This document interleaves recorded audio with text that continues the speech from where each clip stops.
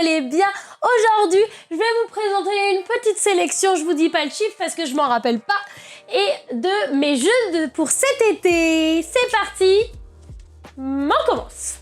On commence avec The Number. The Number, c'est un petit jeu et j'ai eu la chance de le présenter parce que j'ai travaillé pour Repos Productions sur PEL, le festival de Paris, le 1er juillet, tous les week-ends, les tout 1er juillet, enfin bref, vous avez tout compris, c'est super.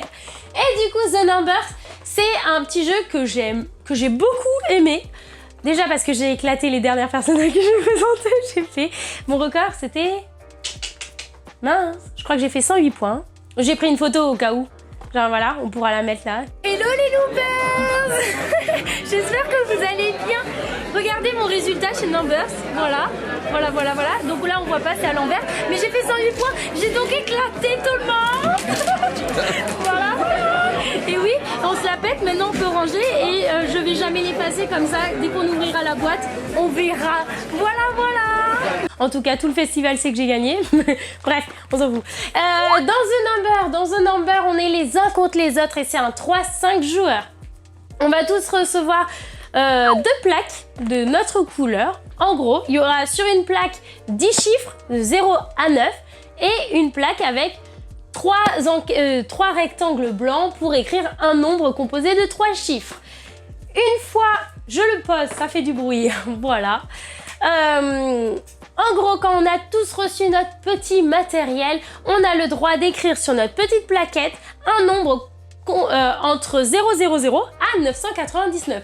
Donc oui, les chiffres peuvent être identiques, peuvent être tous différents, peu importe, vous faites votre popote. Faut que ce soit compris entre 000 et 999. Donc on écrit tous.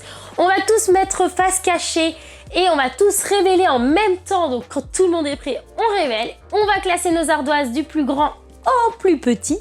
Et on regardera toujours l'ardoise la plus haute, donc le nombre le plus élevé. Dans ce nombre-là, on va regarder les 3 chiffres. Et si, attention, par malheur, il y a un chiffre en commun avec une des ardoises qui est en dessous, ce grand nombre est éliminé. Ensuite, on regardera le deuxième nombre, le plus haut, et on fera la même chose. Si un des 3 chiffres est identique avec une des ardoises, donc si j'ai déjà mis un 3 et qu'il y avait un 3 dans une des ardoises en dessous, bam, je suis éliminée. On va regarder et si tout le monde, si par exemple, ceux qui sont pas éliminés, on va tout simplement inscrire leurs points sur leur petite autre ardoise sur le côté, prendre les bonus s'il y a des bonus ou pas. Une fois si on n'a pas été éliminé, vous allez récupérer votre grande ardoise où il y avait nos 10 chiffres. Et si par exemple j'ai utilisé mon 3, mon 2 et mon 8, je devrais les barrer. Et du coup, j'ai moins de possibilités pour les tours d'après. On va avoir 5 tours au total. Donc, il y a des probas à faire. En gros, si j'ai utilisé mon 8, vous savez que je peux plus utiliser mon 8. Donc, il va falloir essayer de gratter les points, les bonus, en faisant attention à tout ce que les autres vont faire. Et je trouve ça trop cool. Voilà. Je trouve ça trop cool. Moi, je l'ai expliqué pendant tout un week-end. Honnêtement, mes dernières personnes, normalement, ne jouaient pas du tout sur le festival. Mais les dernières personnes, il manquait des joueurs, donc j'ai joué, je les ai éclatés, c'était trop bien. Oui, je suis mauvaise gagnante et alors, on s'en fout. Je vous présente le deuxième jeu et attendez, voilà. Mind Up, c'est pour tous ceux qui aiment les jeux de cartes. Alors, Mind Up, on est pour moi sur un petit jeu. Voilà. Sur un petit jeu qui change un peu de Skyjo, mais qui est aussi facile à prendre en main. Par contre, ici, c'est un 3-6 joueurs, si je me trompe pas, oui, c'est ça. C'est un 3-6 joueurs. On va avoir un certain nombre de cartes. Donc, admettons, on est 4 joueurs. On a donc 4 cartes visibles sur la table. On a un certain nombre de cartes dans nos mains. Devant nous, il va y avoir également 5 cartes jaunes. C'est juste, en gros, au fur et à mesure, on placera des différentes cartes. Je vais vous expliquer les règles. Mais c'est un peu notre plateau, en fait, personnel, nos 5 cartes jaunes. Voilà. Et je vais vous expliquer après à quoi elles servent, ces cartes. Voilà, voilà. Donc on a des cartes sur la table avec un chiffre, c'est merveilleux. On va tous avoir nos cartes dans nos mains. On va tous jouer une carte, un peu comme dans le 6 qui prend, on joue tous en même temps, on révèle tous en même temps. Et là, eh ben la personne qui a posé le plus petit chiffre parmi nous quatre, hop, va récupérer la plus petite carte. Et puis le moyen, puis le machin, et puis le plus grand récupérera la dernière carte, etc. Du coup, une fois qu'on récupère des cartes, on les remplace par celles qu'on vient de poser sur la table, on prend notre nouvelle carte et on va la positionner sur une des cartes jaunes devant nous.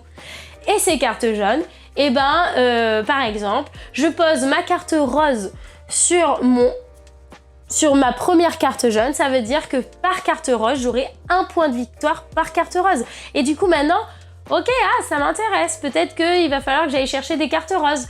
Ou bah, il y en a une, il y a un emplacement qui vaut 5 points par carte placée à cet emplacement-là. Et comme c'est aussi un jeu à collection, plus vous avez de même couleur, plus vous allez pouvoir récupérer des points.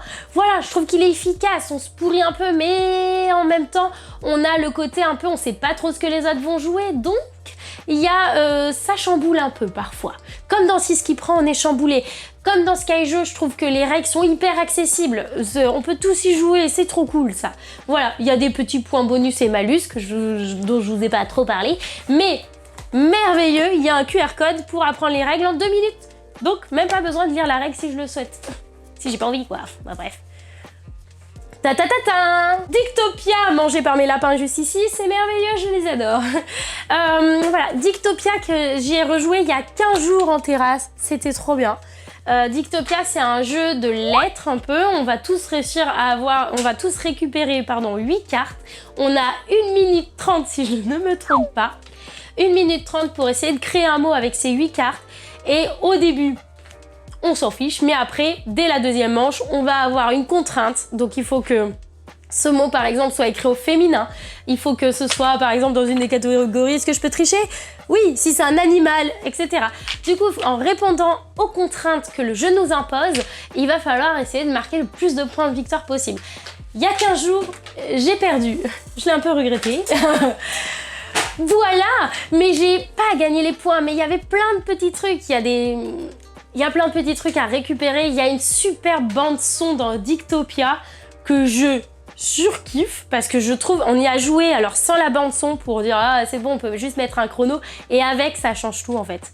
On s'est dit ah non, au bout de même pas, on n'a même pas fait la manche, on s'est dit non, vas-y, on met la bande son. Ouais, parce qu'en fait il y a le côté un peu stressant avec la bande son. Enfin bref, voilà, c'était la petite parenthèse où je m'égare encore. Voilà. Mais Dictopia, je kiffe. Pour tous ceux qui aiment les jeux de mots, lettres, c'est super rapide, c'est trop bien. Tatsu, c'est pour quand on est un peu plus fan de jeux de plis, de belote, etc. Je trouve qu'il est trop bien parce que c'est un jeu de plis, mais où on est au moins avec un coéquipier. Donc se joue de 2 à 4, effectivement. Je vais pas vous expliquer la version à 2 joueurs, mais je l'ai testée, elle est très très bien aussi.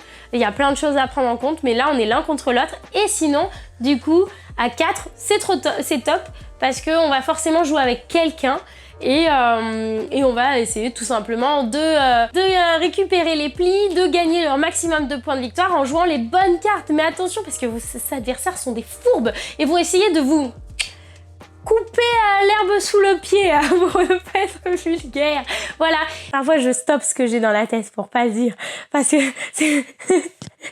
Les gens vont se dire, elle est chelou cette meuf. Ça, j'y ai beaucoup joué quand j'étais en Allemagne avec tous mes copains du jeu qui étaient avec moi. C'était trop bien, on a passé de super soirées. Je l'ai découvert là-bas, je l'ai acheté tout de suite là-bas d'ailleurs du coup. Et même pas moi-même, voilà. Mais trop bien, j'ai beaucoup aimé Tatsu. Il faudrait que j'y rejoue, c'est tout. Il me faudrait 3 copains, Valentin et 2 autres copains. On joue tous ensemble. Avec Alexia. Tu couperas ça, parce qu'on peut pas dire les prénoms. Champion! Ça aussi, je l'ai présenté pour Repos Production il y a 15 jours, ou il y a une semaine juste. Et ben, enfin, ça dépendra en fait du moment. Là, c'était le 1er juillet, en tout cas. Je l'ai présenté, lui, c'est un pur jeu d'ambiance. On va nommer 8 noms. Alors, on peut... Je le pose aussi, ça fait du bruit. Dans champion, vous allez avoir tous une petite plaquette. Moi, je fais travailler les gens en général pour faire la mise en place. On écrit tous des prénoms. Donc, soit des gens qu'on connaît, des gens célèbres, des gens autour de la table. Notre mamie, par exemple. On a tous une mamie, peut-être pas, mais enfin bref, on va pas... Hey. Petite séance de psy là. Allez, 50 €. Bref, merci Repos Production. Parfois je stoppe ce que j'ai dans la tête pour pas dire. Parce que du coup, on écrit tous nos noms, vous avez compris, Jules César, Mamie, Macron, tout ça. Oui, mais c'était pour dire, tout le monde connaît, quoi. En gros, on va leur mettre devant, on va mettre 2 noms à chaque fois devant des situations. Vous allez avoir votre ardoise, vous allez choisir ce qui passe les situations. Par exemple, allez, je donne un nom. C'est Mamie ou c'est Lady Gaga qui... Non, vas-y, j'ai eu peur de dire ce que j'avais dit. Du coup, Bave en dormant. Magnifique. Eh ben moi, je dis c'est Lady Gaga. Faut obligé, c'est sûr. Ma grand-mère, elle est... Non. Du coup, je mets Lady Gaga. Nanana. Et on fait comme ça. Donc, on juge et à la fin, on aura un grand champion. Celui qui passe toutes les étapes. Félicitations à lui. Ce champion peut nous rapporter des points. En gros, après, on a tous une phase de vote. Je pense que c'est un jeu où il faut mettre des inserts. Voilà, on aura tous une phase de vote, tout simplement, pour essayer de gagner des points. On va donc être les uns contre les autres, mais je trouve que c'est un super jeu à débat où on rigole. On dit mais non, mais pas du tout, c'est lui qui est comme ça, c'est pas lui, nanana. Et du coup, quand on se connaît pas, c'est cool, ça casse la glace. C'est pas ça, c'est... Champion, même si c'est un 3-8 joueurs, super jeu pour un date. Ah, c'est un 2-4 joueurs avec un jeu magnifique, j'allais dire, avec une superbe DA. Il s'ouvre comme un livre. On va avoir des cartes dans nos mains. Vous allez avoir un plateau avec une rivière de cartes, plusieurs cartes alignées. Et notre but, c'est déjà d'avoir des points de victoire. Et vous allez avoir des points de victoire en récupérant des cartes sur le plateau. Mais... Du coup, on va échanger, on a des petites contraintes. On peut récupérer une carte sur le plateau si c'est la même couleur, ou un chiffre supérieur. Il me semble, hein, c'est parce que voilà. Ou un chiffre supérieur. Donc à chaque fois que je récupère une carte, je pose devant moi. Plus j'ai de couleurs différentes, c'est bien parce que je sais que je peux faire des points. Mais par contre, c'est à une seule condition, qu'on fait des points, c'est s'il y a encore cette couleur qui est présente sur le plateau. Et votre adversaire va tout faire pour qu'elle ne soit plus présente. Donc, il va regarder votre jeu. Vous allez regarder le sien. Il y a des petits choix à faire, les gars. Hein, est-ce que je prends la couleur de mon adversaire pour la prendre devant chez moi? Mais attention, parce que du coup, il va marquer des points. Il faudra la laisser sur le plateau. Qu'est-ce que je fais, machin. Vous allez aussi avoir une couleur bonus à la fin, si elle est... Mince, ça y est, j'ai un trou. Si elle est majoritaire, vous avez un... Hello, c'était la Lou du futur. Enfin, c'est la Lou du futur. Grosso modo, j'ai fait une petite erreur dans Hats et je voulais juste rectifier pour dire que la couleur bonus, c'est la couleur de votre dernière carte que vous gardez en main.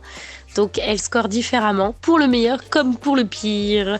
Votre score, pour cette famille, sera égal à la somme totale des cartes de cette famille en votre possession. Voilà, donc c'est ballot si vous n'en avez pas. Réfléchissez bien. Mais mais effectivement, à jouer, il y a plein de choses à prendre en compte. Il faut vraiment regarder le jeu de son adversaire. Et en même temps, même si on regarde le jeu de son adversaire, franchement, c'était super dur. Tu peux pas tout prendre, en fait. À un moment donné, il faut faire des choix. Voilà, c'est comme ça. Mais Hats, il est vraiment à jouer. Il est assez incroyable et super rapide. Donc, pas si gros, je sais pas. Au final, c'est comme un bouquin. Un petit roman, voilà. Et à mettre dans la valise parce que c'est un 2-4 joueurs, il se joue super bien à 2. Et à 4, t'as joué? Non. À 4, ça doit être beaucoup plus dur. Mais en même temps, plus de choix peut-être aussi. Bref, voilà ma petite sélection pour l'été. Du coup, j'ai oublié même les jeux pour enfants, donc déjà rien qu'avec celle-là, ça va me faire un petit sac à dos en plus, mais parce qu'ils sont tous de petite taille, donc en fait on a vite fait d'en récupérer plein et au final de faire comme si on avait des gros jeux. Et donc ça va se rajouter dans ma valise. Je vous ferai peut-être une vidéo pour les jeux que j'emmène avec mes petites louloutes, parce que moi on part toutes les 3 en vacances cet été et qu'il va leur falloir aussi des jeux. Voilà, vous me dites en commentaire si vous n'avez pas trop d'idées, je vous en ferai quelques-uns. Voilà mes petits loopers, je trouve que c'est des jeux absolument géniaux, assez différents en plus, avec des petits prix, donc à saisir quoi. Et amusez-vous bien cet été, passez de belles vacances et je vous dis à très bientôt mes loopers.